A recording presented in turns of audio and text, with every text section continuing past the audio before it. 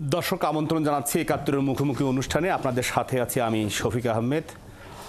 ২০২৪ সালের July August আন্দোলনে অসংখ্য শিশু, কিশোর এবং ছাত্র জনতার প্রাণের বিনিময়ে ১৫.৫ বছরের দুঃশাসনের কবল থেকে ৫ আগস্ট মুক্ত হয় বাংলাদেশ। এই গণ অভ্যুত্থানে আওয়ামী লীগের নেত্রী এবং বিনা ভোটে ক্ষমতা দখলকারী প্রধানমন্ত্রী শেখ হাসিনা দেশ ছেড়ে পালিয়ে যায়। এরপর ৮ আগস্ট নোবেলজয়ী ডক্টর মোহাম্মদ ইউনূসের নেতৃত্বে গঠিত হয় অন্তর্বর্তীকালীন সরকার।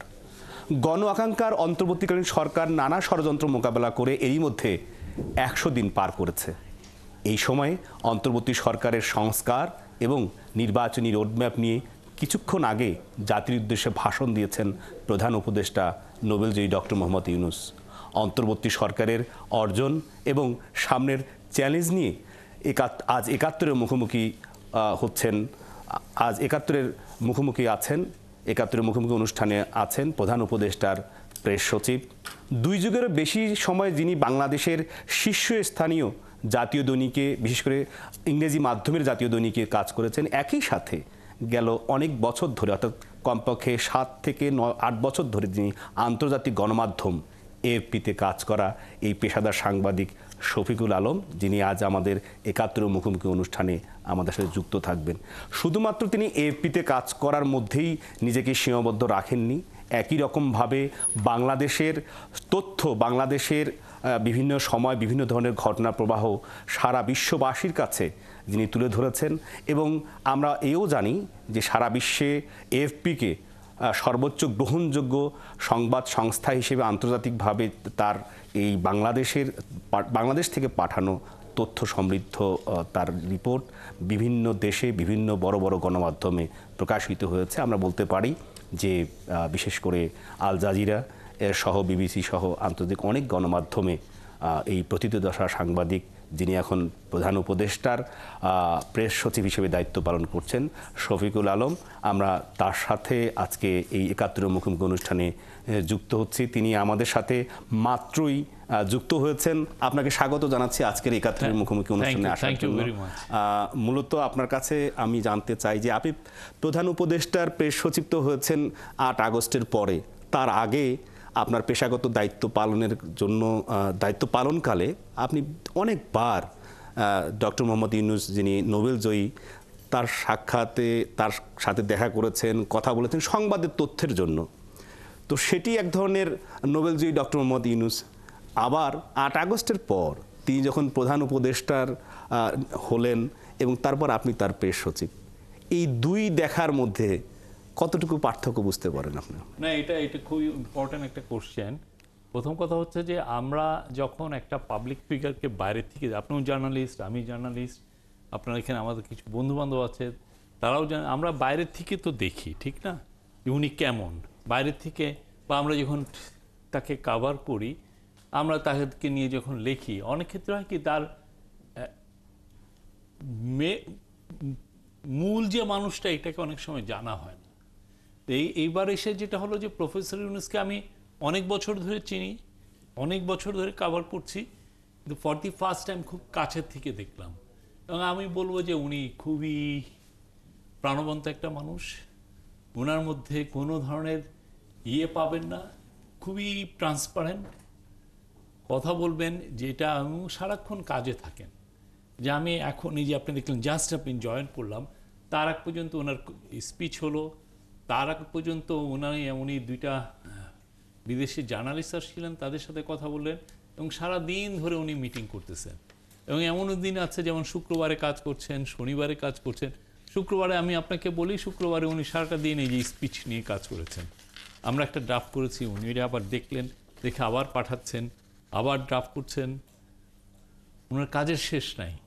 মানে একটা লোক 84 বছর বয়স, মানে আমি আপনি তো তাও একটু ফুরসত নেই, একটু বাজারে একটু বের হয়ে একটু চা খেলাম, বা ফ্রেন্ডদের সাথে একটু রেস্টুরেন্টে বসলাম, বা কোথাও যে আড্ডা দিলাম, উনি কাজ কাজ কাজ এবং খুব মনোযোগ দিয়ে কাজটা করছেন। মানে যে কাজে আমার জোর করে কেউ করাচ্ছে তাও কিন্তু না, কাজটা করে উনি আনন্দ পান। যেটা আপনি বলছেন যে 84 বছর বয়স, আমাদের দেশের আসলে মানুষের 84 বছর বয়সে এই রাষ্ট্রের, যে রাষ্ট্রের একেবারে প্রত্যেকটি পিলার স্তম্ভ যখন ভেঙে পড়া পরিস্থিতি গেল, 15.5 বছর ভেঙে পড়েছিল, তখন এই বয়সের মানুষকে একেবারে অনেক প্রত্যাশার জায়গা থেকে অনেক রক্ত, অনেক জান, অনেক প্রাণ, এবং এখনও হাসপাতালে যারা জুলাই আগস্টের আন্দোলনে যারা আহত হয়েছিলেন তারা হাসপাতালের বেডে এখনও আছেন, কাতরাচ্ছেন, কিন্তু তাদের পক্ষ থেকে এত বয়সের একজন মানুষকে দায়িত্ব দিয়েছেন, আপনি তার সাথে আগে সাংবাদিক হিসেবে যেটি বলছিলাম, এখন তো তার সাথে সারাক্ষণই আপনি থাকছেন। ডক্টর মোহাম্মদ ইউনূস, যিনি অন্তর্বর্তী সরকারের প্রধান উপদেষ্টা, তার শারীরিক অবস্থা, মানসিক অবস্থা এই 100 দিন পরে দেখেছেন আপনি, কেমন দেখছেন এখন? একই উনি যখন নোবেল পুরস্কার পেলেন, আমি ওনাকে প্রথম কাবার পড়ি 90-এর দশকের শেষে। হ্যাঁ, তখন আমি বাংলাদেশ অবজারভারে ছিলাম। আমি বাংলাদেশ অবজারভারে দি বাংলাদেশ অবজারভারে ছিলাম। ওইটায় আমি ফার্স্টে স্পোর্টস দিয়ে শুরু করি, মাঝখানে আবার আমি সাব এডিটর হয়েছিলাম। ওই সময় আমার কিছু রিপোর্টিংও হতো, ওনাকে আমি ফার্স্ট কাভার করি। তো আমার মনে হয় যে 1999 কি 98 সালের উনি যে একটা আমাদের এমসিসি একটা জেনারেল মেট্রোপলিটন চেম্বার আছে, ওইখানে একটা ভাষণ দিলেন, আর ওই ডক্টর ইউনূস আর প্রফেসর ইউনূস আর এখন একই মনে হয়। যেটা হলো তখন হয়তো উনি দূরের থেকে দেখতাম, আর এখন দেখি যে উনি কতটা ফাস্ট কাজ করেন। 84 বছর বয়স, মানে একটা মানুষ সারাটা দিন কাজ করতেছেন, এটাতে ভাবতেই কেমন লাগে। আর একটা জিনিস হচ্ছে যে এই কাজটাও উনি এনজয় করছেন, চ্যালেঞ্জ দিচ্ছেন। আজকে সকালবেলায় আমি আপনাকে আজকে রুটিনটা আপনারা বলি।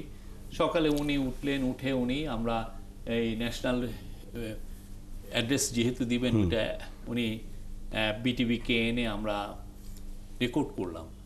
তারপরে ওই রেকর্ড শেষ হতে হতে উনি আসলেন হচ্ছে দ্রব্যমূল্য নিয়ে। 5টা অ্যাডভাইজারকে উনি ডেকেছেন, প্রিন্সিপাল সেক্রেটারিকে ডেকেছেন, তাদের সাথে উনি একটানা আলাপ করলেন।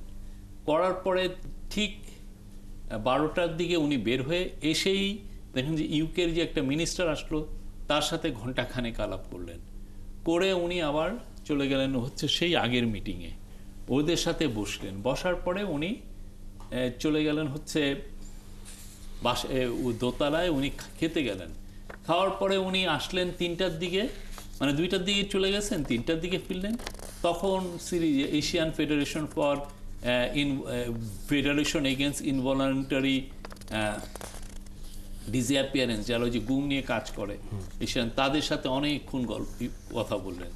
এর মাঝখানে 2-3টা মিটিং হলো প্রিন্সিপাল সেক্রেটারির সাথে। তারপরে 2-একটা অফিসিয়াল আসলেন, সিনিয়র অফিসিয়াল, বিডার চেয়ারম্যান আসলেন, তাদের সাথে মিটিং করলেন। তারপরে টাইম ম্যাগাজিনের একজন আসলেন, তারাও আসছে 100 দিনে ওনার কাজ কী কী কাজ করলেন সেটা নিয়ে। এরপরে আসলেন উনি দি হিন্দু, ইন্ডিয়ার সবচেয়ে রেসপেক্টেড পত্রিকাগুলোর একটা, তাকে সাক্ষাৎকার দিলেন। আপনি তো আমি যখন বের হচ্ছি তখন বাজে হচ্ছে 3:30 7:30, উনি তখনও আছেন, এবং তখনও উনি বিডার চেয়ারম্যানের সাথে আবার আরেক দফা মিটিং করছেন। আপনি যখন মানে প্রেস সেক্রেটারি হিসেবে সবচেয়ে সবার আগে জানার কথা, যে জানার মানে কি এটার সাথে পুরোটাই সম্পৃক্ত আপনি, যে জাতির উদ্দেশ্যে ভাষণ 100 দিন উপলক্ষে, এটির বড় অংশই আপনি জেনেছেন। আপনি তার বক্তব্য, আমি বলবো যে পুরোটা লেখার আগে বা পড়ার আগে আপনার দেখার হচ্ছে, হয়তোবা 71 টেলিভিশনে এই সরাসরি সম্প্রচারে যুক্ত হওয়ার জন্য আপনার হয়তো টেলিভিশনে দেখা হয়নি, কিন্তু আপনি তো রেকর্ডের সময় দেখেছেন। আজকের এই পুরো ভাষণ জুড়ে আমরা যদি দেখি তাহলে দেখব যে যেমন প্রধান উপদেষ্টা দেশবাসীর কাছে, রাজনৈতিক দলের কাছে তিনি এক ধরনের আবেদন করেছেন, সময়ের আবেদন। কিন্তু সেই সময়ের আবেদনের মধ্যে মূলত একটি বিষয় তিনি পরিষ্কার করেছেন, যে আগামী ডিসেম্বর জানুয়ারির মধ্যেই যে সংস্কার কমিটিগুলো হয়েছে তারা রিপোর্ট দিবে, তারপরে সংস্কারের সেসব বিষয় নিয়ে আবার রাজনৈতিক দলগুলোর মতামতের ভিত্তিতেই একটি সংস্কার রোডম্যাপ তৈরি হবে। কিন্তু সেখানে কিন্তু নির্বাচনের রোডম্যাপ বলা হয়নি। এই বিষয়টা কিন্তু কমপ্লেক্স। আপনারা যেই রকম ভাবছেন, দেখেন সংস্কারের উপর নির্ভর করবে নির্বাচনটা কেমন হবে। এমন যদি হয় যে পলিটিক্যাল পার্টিগুলো সবাই ডিসাইড করে যে আমরা প্রেসিডেন্সিয়াল ইলেকশনটা হবে, আবার পার্লামেন্টারও ইলেকশন হয়। অলরেডি দেখেন মেয়েদের মহিলাদের সিট নিয়ে 100টা ডাইরেক্ট ইলেকশনের কথা বলা হচ্ছে, অনেকে প্রপোর্শনাল রিপ্রেজেন্টেশন করা হচ্ছে, আবার অনেকে বাইক্যামেরাল পার্লামেন্ট বলছেন, মানে দ্বিকক্ষ বিশিষ্ট পার্লামেন্ট বলছেন। আবার অনেক ক্ষেত্রে যেটা বলা হচ্ছে যে এই পুরো 300 সিট না হয়ে আমরা 300 সিট, জানেন আপনারা যে 1973 সালের প্রথম যে ইলেকশন ওই সময় 300 সিট ছিল, আবার এখনও 300 সিট। অনেকেই বলছেন যে এটা 500 করা হোক। তো 500 করতে হলে তো আবার নতুন করে এই যে পুরো জিনিসগুলো কনস্টিটিউশনের অ্যামেন্ডমেন্টে আসবে। আর এই কনস্টিটিউশনাল অ্যামেন্ডমেন্টের উপর নির্ভর করবে যে আমরা কি ধরনের ইলেকশনটা করব।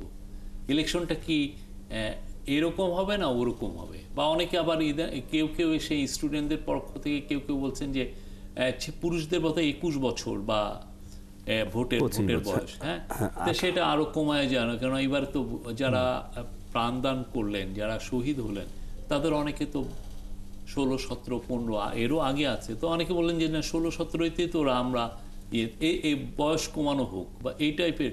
এই পুরো কাজগুলোর উপর নির্ভর করবে হচ্ছে ইলেকশনটা কবে হবে। না, এটা এই জন্য আমরা রিফর্মের রোড ম্যাপ দিয়েছি, ইলেকশনেরও এক ধরনের রোড ম্যাপ হচ্ছে, খালি ডেটটা নাই। এবং ডেটটা যেটা ওয়ার্কআউট কারা করবেন, এই ডেটটাও ইন্টারিম গভর্নমেন্টের সাথে পলিটিক্যাল পার্টির সাথে একটা বোঝাপড়ার উপরে ডেটটা তৈরি হয়ে যাবে। এটা নিয়ে আমার মনে হয় না যে মানে সবাই যে মনে হচ্ছে যে আমি ডেটটা দিই না কেন, কারণ ওই ডেটটা আসলে তো আমরা দিতে পারছি না। আপনি যদি প্রেসিডেন্সিয়াল ইলেকশন করেন তাহলে তো আপনার মানে পার্লামেন্টের পাওয়ারটা কতটুকু হবে, এগুলো তো সেটেলের বিষয় আছে। আমরাও 91 সালে যখন 90 সালে এরশাদ যখন উৎখাত হওয়ার পরে পার্টিগুলো মিলে 7 দল 15 দল ছিল, আপনার মনে আছে? আপনার অনেকদিন ধরে পলিটিক্যাল পার্টিগুলো কাভার করছেন।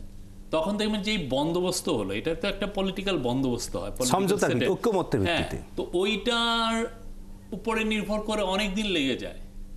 তো সেই রকমই এখন তো আরো মানে আমরা কিভাবে কোন সোসাইটি চাই, আমরা পুলিশকে কিভাবে চাই, বা ইলেকশন কমিশনকে কিভাবে চাই, বা ইলেকশনের ক্ষেত্রেও আপনার অনেক সমস্যা আছে। সেটা হচ্ছে যে ইলেকশনের অনেক ভোটার আছে যাদের নাম আছে বা তারা মারা গেছেন, বা অনেক ইয়াং ছেলে আছে যারা লাখ লাখ, অনেকে বলে কোটি কোটি ইয়াং ছেলে তারা ভোট দিতে পারেন এবং তাদের নামটা ভোটার লিস্টে নাইও।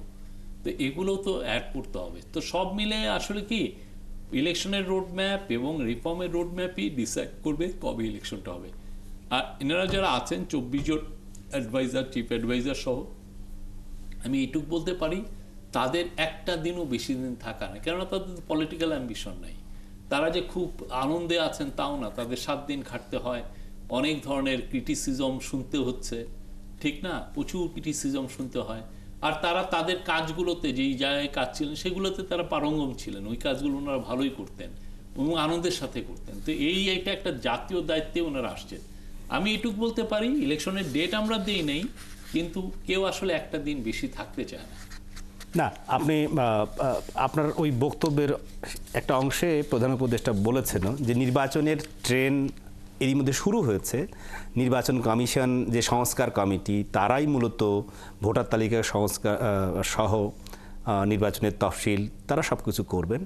তবে তার একটি বড় যে প্রবাসীদের গেল অনেক বছর ধরে একটি আবেদন ছিল যেটি যে তারা ভোট দিতে চান।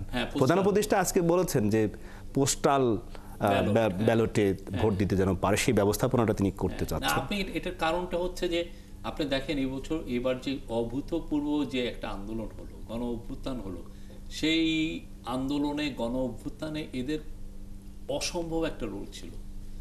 মানে তারা যেভাবে পার্টিসিপেট করেছেন, জেলও খেটেছে অনেকে, যে ইয়েতে 57 জন জেল খেটেছেন, তাদের মধ্যে অনেকে যাবজ্জীবনও জেল হয়েছে। তো এই জন্য মানে তাদের যে স্যাক্রিফাইস, তাদের যে দেশপ্রেম, বাংলাদেশের প্রতি যে তাদের ত্যাগ, এটা তো অতুলনীয়। তো তাদেরকে যদি এখন পোস্টাল ভোটার ব্যালটটা না দেওয়া হয়, এটা তো তাদের প্রতি অন্যায় করা হবে, ঠিক না? আমাদের 1 কোটি, কেউ বলে 1 কোটি 20 লক্ষ, কেউ বলে 1.5 কোটি লোক বিদেশে থাকে। তারা যদি ভোটাভুটিতে অংশগ্রহণ করতে পারেন, তাহলে হয় কি এই দেশের উপরে তার দাবিটা আরো বাড়ে, দেশের প্রতি তার ইভেন টানটাও বাড়ে। এই টানটা আমাদের দরকার আছে। দেশ গঠনে তাদের রোল খুবই ইম্পর্টেন্ট একটা বিষয়।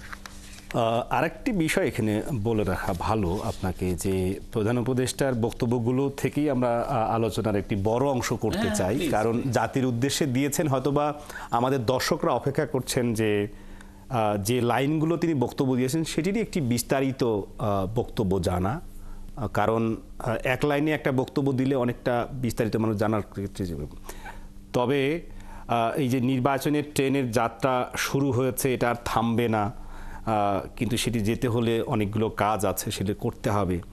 সেই ট্রেনের যে যাত্রা, সেখানে লাইনগুলো বসানোর কাজ চলছে।